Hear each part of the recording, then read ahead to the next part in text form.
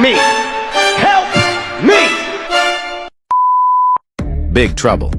The silver-haired gangster, Honey Badger, had an accident. He was choked by a 5-foot noodle, scientifically known as a python, and couldn't move. But this gangster isn't easily defeated. Although the noodle had been tightening around the Honey Badger's neck for several minutes, he was still alive and looking for a way out.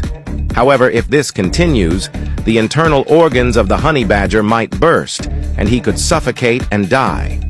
Just as the Honey Badger's life hung by a thread, a jackal approached to join the chaos. If at this moment, the small jackal targeted Honey Badger's enticing hindquarters, he would breathe even more rapidly. The python, clearly displeased, thought the jackal had bad intentions. So, the python was forced to take the silver-haired gangster home to eat while the jackal continued to harass. Suddenly, Honey Badger felt the pressure lessen and quickly seized the opportunity to counterattack, attempting to escape.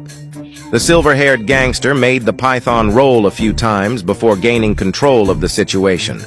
Now the python didn't dare let its guard down. It increased its strength to tighten its grip on Honey Badger while the jackals kept causing trouble. But in the next moment, Honey Badger surprisingly broke free. A Chinese is saying, "A gentleman's revenge is not too late after 10 years. But this Honey Badger is not Chinese, and he might not even live another 10 years. Therefore, the best time for him to take revenge on the python is now." The silver-haired gangster didn't even rest. He began his counterattack immediately.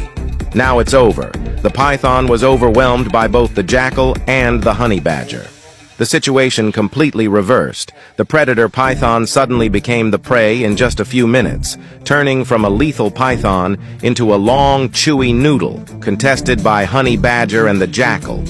Neither wanted to give up this delicious meal, and they began to tug of war over it. Facing these two ordinary jackals, Honey Badger wasn't scared at all. He ate the noodle while easily driving away the jackals.